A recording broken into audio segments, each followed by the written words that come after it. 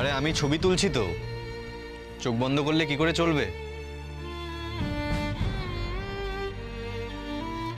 চোখটা খুলে তাকান, চোখ মেলে তাকান আপনার বরের দিকে।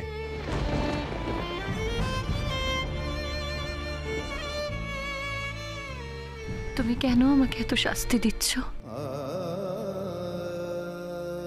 কি সাংঘাতিক অভিমান হলে একজন মানুষ এইভাবে সর্বস্ব সমর্পণ করে এইভাবে তার জীবনের সব থেকে প্রিয় মানুষটার বিয়ে দেখতে পারে,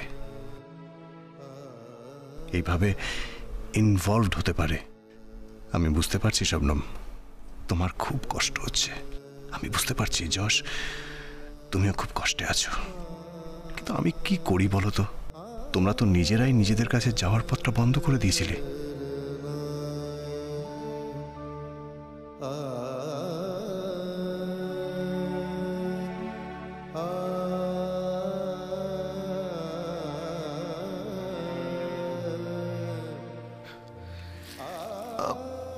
বাসর ঘর হবে তো? হবে না মানে? 100 বার হবে। বাসর ঘর হবে, গান বাজনা হবে, সব হবে। সব হবে। অন্তাক্ষরী হবে। শবনম যে ভালো গান গায় সে কথা কিন্তু সবাইকে ভুলিয়ে দিয়েছে। দেবদীপও ভালো গান গায়, অন্তাক্ষরী হয়ে যাবে। তাহলে আমরা বাসর ঘরে কিন্তু অন্তাক্ষরী খেলছি, গান বাজনা হবে। হ্যাঁ, আপনি বাড়ি যাবেন না? যাব, বাড়ি তো যেতেই হবে। আর তাছাড়া বাড়ি তো সারা জীবনই আছে। শবনমের বিয়েতে এসেছি, একটু মন খুলে আনন্দ করব না? আচ্ছা, এদিকে তাহলে সবকিছু চলতে থাকুক, আমি একটু জাস্ট বাইরে থেকে ঘুরে আসছি। কোথায় যাচ্ছেন? খাওয়া হয়নি নিশ্চয়ই আপনার? খাবো, পেট ভরে খাবো, একদম কবজি ডুবিয়ে খাবো।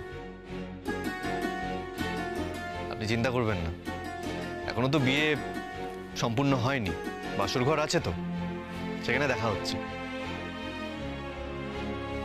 আসছি।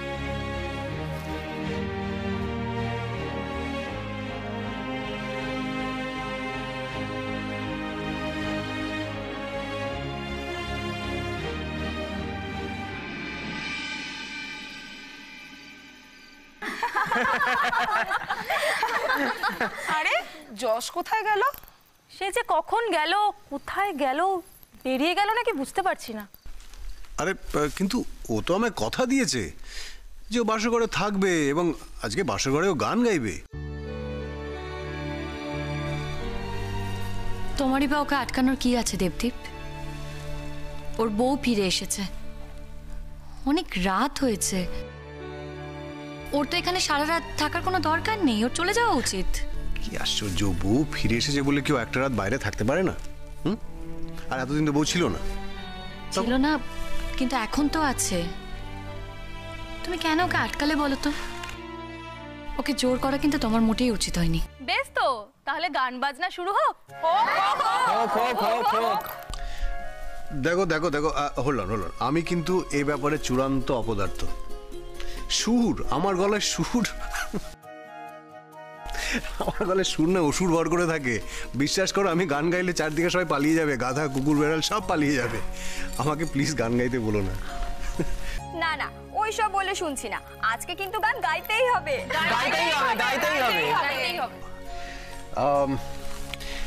আচ্ছা ঠিক আছে, আমার কোনো অসুবিধা নেই, কোনো অসুবিধা নেই। তোমাদের মধ্যে কেউ একজন ওই গানের কথাগুলো বের করে দাও মোবাইল থেকে। আমি ওই দেখে দেখেই চেষ্টা করছি, মানে গানটা কবিতার মতো করে বলে দিচ্ছি আর কি, শুনে নেবে। আরে আমার কথা শোনো, যে গান গাইতে জানে তাকে বলো। বলো বলো বলো। তোমাকে কে বললো যে আমি গান গাইতে জানি? বারে, আমি তোমাকে বারবার অনেকবার গুনগুন করতে শুনেছি। ওরকম গুনগুন তো সবাই করে, ওরকম গুনগুন তো তুমিও করো। আমি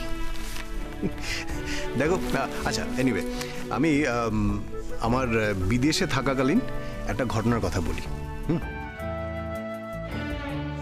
আমি তখন সদ্য গেছি ওখানে, মানে অতটা এস্টাবলিশ নই, স্ট্রাগল করছি। তো আমার সাথে আরো দুজন আমরা রুম শেয়ার করতাম আর কি, মানে ওখানে তো সবাই স্ট্রাগলার। তো আমাদের টাইমিং আলাদা আলাদা ছিল, যেহেতু ওরা অন্য প্রফেশনে ছিল, ওদের শিফট আলাদা ছিল। তো আমি প্রায়ই তাড়াতাড়ি বাড়ি ফিরে আসতাম। তো একদিন এরকম হয়েছে যে আমি তাড়াতাড়ি বাড়ি ফিরে এসে চান করতে ঢুকেছি। এমনি প্রায়ই আমি একা থাকলে একটু গুনগুন করতাম নিজের মনে, যেটা সবাই করে থাকি আমরা, রাইট? তো বাথরুমে ঢুকে গুনগুন করছি। ইন দ্য মিন টাইম হঠাৎ দরজায় দুম দুম দুম দুম দুম। তো আমি ভেতর থেকে বলছি যে কে, হোয়াটসঅ্যাপ, মানে হু আর ইউ, হুজ দেয়ার। তো যাই হোক, কিছুক্ষণ পর আমি টাওয়াল পরে বাইরে বেরিয়ে এলাম। বেরিয়ে দেখি আমার সেই দুই বন্ধু বাইরে দাঁড়িয়ে আছে। তারা তো আমায় দেখে অবাক, চোখ বড় বড় করে বলছে যে তুই বেঁচে আছিস? হ্যাঁ, আমরা তো ভেবেছিলাম তুই মরে গেছিস বোধহয়। মানে ভেতর থেকে এরকম গোঙানির শব্দ, এরম মানে। আর আমার তো রুমমেট দুজন মানে ভাবছিল আমার বোধহয় কোনো সিভিয়ার অ্যাটাক হয়ে গেছে। হ্যাঁ, মানে ভেতর থেকে ওরকম গোঙানির আওয়াজ পাচ্ছে, ওরা তো বুঝতে পারছে না কি হয়েছে। ওরা ভাবছিল পুলিশকে খবর দেবে। মানে বাইরে থেকে বারবার আমাকে জিজ্ঞেস করছে are you okay, are you okay. তো ওরা বারবার একটা কথাই আমাকে জিজ্ঞেস করছে যে তুই গান গাইছিলি? হ্যাঁ, তোর কিছু হয়নি? মানে হ্যাঁ, গান গাইছিলাম। ভাই তুই বলে এটাকে গান বলে? তুই গান গাইছিলি? হ্যাঁ, মানেটা কি? মানে এইভাবে মস্করা করছিল আমার সাথে।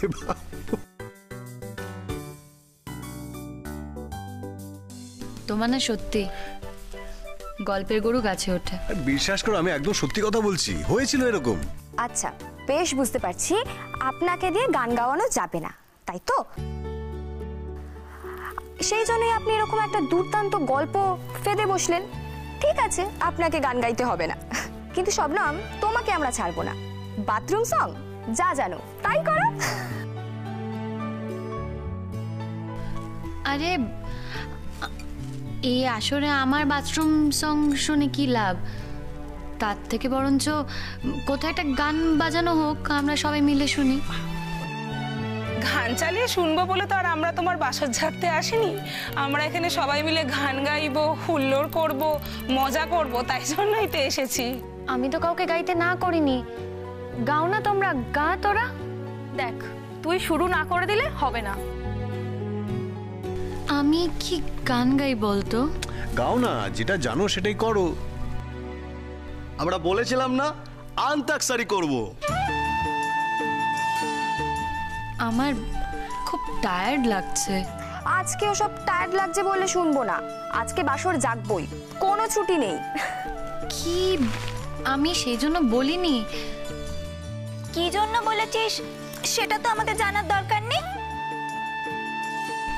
আচ্ছা দেবদীপ, তুমি হাসছো কেন? না না, আমি কি করবো বল? তুমি যেভাবে বলছো যে টায়ার্ড লাগছে, টায়ার্ড লাগছে, উফ আই এম সো টায়ার্ড, মনে হয় যেন ওরা চলে গেলে পরেই তুমি এখন সোজা গিয়ে ঘরে দরজা বন্ধ করে দেবে। কি হচ্ছেটা কি দেবদীপ? ঠিক আছে, তাহলে তুমি গানটা শুনিয়ে দাও। যদি গানটা শুনিয়ে দাও, তারপরে আমি এরকম কোনো কথা আর বলবো না, প্রমিস। হয়ে যাক।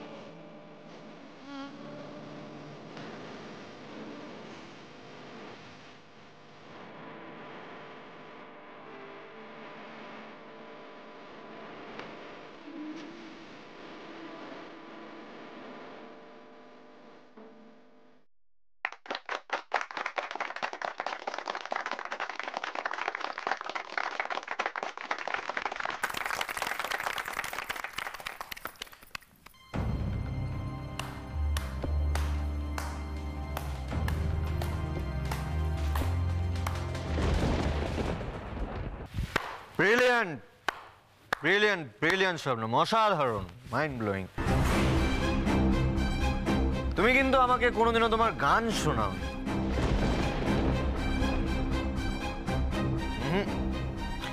তুমি ভালো নাচতে পারো, আমি তোমার নাচ দেখেছি, কিন্তু তুমি যে এত ভালো গান গাও সেটা সেটা আমাকে আজ অব্দি কোনোদিনও জানতে পর্যন্ত দাওনি, সুযোগ দাওনি জানা। দুটো মানুষ একসঙ্গে থাকার পরও কত কিছু অজানা থেকে যায় একটা মানুষের। হ্যাঁ দেবদীপ,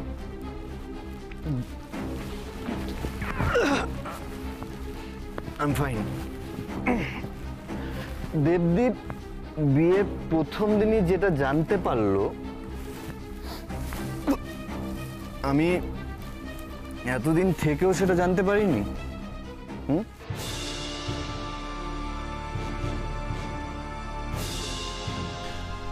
আরে বস, আপনি কোথায় ছিলেন এতক্ষণ? আমরা তো সবাই আপনার জন্য অপেক্ষা করে বসে আছি। রিয়েলি? ইয়েস।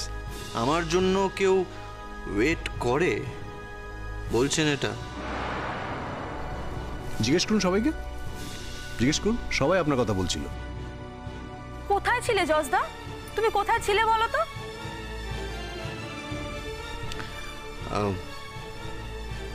আমি আমার একটা গান গাওয়ার কথা ছিল না? তুমি ড্রিঙ্ক করেছো? কেন? তুমি ড্রিঙ্ক করা পছন্দ করো না? আমি আসলে একটু এদিক ওদিক ঘুরছিলাম, একটা দোকান খোলা দেখলাম, তাই গিয়ে কিনে খেয়ে নিলাম।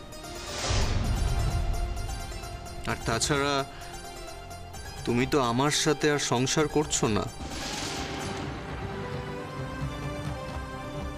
তাই তুমি কি পছন্দ করো আর কি পছন্দ করো না তাতে কি এসে গেল? ইটস ওকে বস, মানে কিন্তু গানটা হবে না? গানটা হবে তো? আসলে আমি যে এই এই কন্ডিশনে এসেছি, এখানে এই অবস্থায় এসেছি, তাই ওনার প্রেস্টিজটা না পাংচার হয়ে যাচ্ছে। উনি মনে মনে ভাবছেন আমি এখান থেকে চলে গেলে উনি বেঁচে যান। কোনো প্রেস্টিজ পাংচার হচ্ছে না বলছি তো। আপনি তো আর মাতাল হননি, একটু ড্রিঙ্ক করে এসেছেন, দ্যাটস ফাইন। সেটাই তো আপনি বোঝান তো ওনাকে, বোঝান। আজকের মতন এত বড় একটা আনন্দের দিন একটু ড্রিঙ্ক করেছি, তাতে কি এমন বড় অন্যায় করেছি বলুন তো? না ভাই, একদমই অন্যায় করেননি। বাই দ্য ওয়ে, আপনি যে সেই বিয়ের পর চলে গেলেন কোথায় যাই না, কিন্তু আপনি তো না খেয়ে গেছেন, খাওয়া দাওয়া কিছুই করেননি। হ্যাঁ মানে আমার তো আসলে ওই কবজি ডুবিয়ে খাওয়ার কথা বলেছিলাম আমি। হ্যাঁ ঠিকই, তাই তো, আমারই ভুল। আমি সে কথা বলিনি, বলছি আপনার খিদে পায়নি?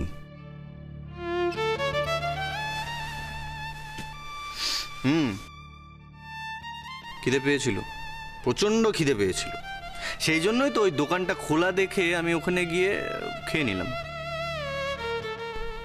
খাবার খাবেন কিছু? খাবার না, আজ ছেড়ে দিন। সব কিন্তু রাখা আছে। যা খেয়ে এসেছে তারপর আর খাবার খাবে কি?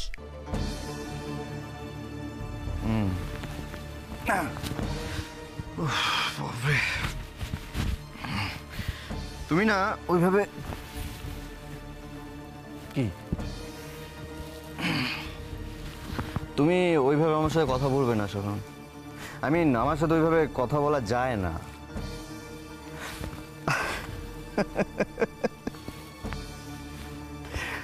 আমি এখন আর তোমার হাজবেন্ড নই Shabnam, I am not your husband anymore.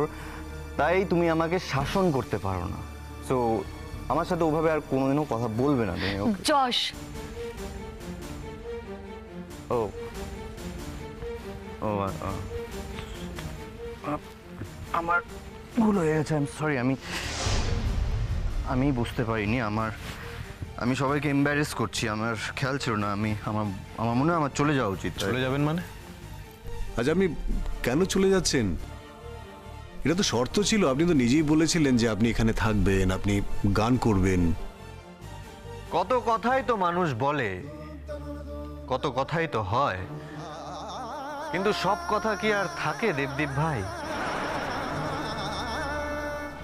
থাকে না। কত কথাই হারিয়ে যায়, কত কথা মানুষ ভুলে যায়, কত কথা মানুষ রাখে না। বলছি আপনি বসুন না, প্লিজ বসুন। না না, আমি বরং চলেই যাই। আমি আর বসবো না, আমি আসছি। সেই ভালো। সময় থাকতে থাকতে ওর এখান থেকে চলে যাওয়া উচিত। ওর বাড়ি ফিরে যাওয়া উচিত, অনেক রাত হচ্ছে, আর ড্রাইভও করার মতো অবস্থায় নেই। ড্রাইভার হায়ার করলে প্রবলেমও হবে। চলে যাওয়া উচিত ওর এখান থেকে। আমি একা যাব, আমার অ্যাক্সিডেন্ট হয়ে যেতে পারে, আমার কোনো দুর্ঘটনা হতে পারে বলে কত ভাবনা চিন্তা করছে। আপনার স্ত্রী, ওনাকে বলুন না আমাকে নিয়ে যেন এত ভাবনা চিন্তা না করে, আমাকে নিয়ে এত টেনশন যাতে না করে। কারণ আমি এখন পরপুরুষ, আমি আর ওনার হাজবেন্ড নই। আমাকে নিয়ে উনি যেন আর কোনো চিন্তা না করে। আজ থেকে, এই মুহূর্ত, আজ থেকে ওনার সাথে আমার সব সম্পর্ক শেষ। শেষ। সম্পর্ক তো ওভাবে শেষ হয়ে যায় না যশবাবু। হ্যাঁ, আপনাদের দাম্পত্যের সম্পর্কটা বোধহয় আর নেই, কিন্তু আপনারা তো একজন আরেকজনের শুভাকাঙ্ক্ষী, আর সেটাই তো সব থেকে বড় সম্পর্ক। হ্যাঁ, সেটাও একটা বড় সম্পর্ক যশবাবু। আপনাদের রিলেশনশিপটা, আপনাদের বৈবাহিক জীবনটা ওয়ার্কআউট করেনি, fine, but that doesn't mean that আপনাদের অন্য সম্পর্কের দরজাগুলো সব বন্ধ হয়ে গিয়েছে। সেটা তো বন্ধ করে দেওয়া হয়নি, সেগুলো খোলাই আছে। আর শবনম মানে অপরাজিতা আপনার শুভাকাঙ্ক্ষী, আপনার ভালো চায়, তাই ও আপনাকে চলে যেতে বলছে। বুঝতে পারছেন তো? কি জানি, আমার তো মনে হচ্ছে ওর সোশ্যাল এম্বারেসমেন্ট হচ্ছে। আপনার কাছে ওর প্রেস্টিজটা পাংচার হচ্ছে।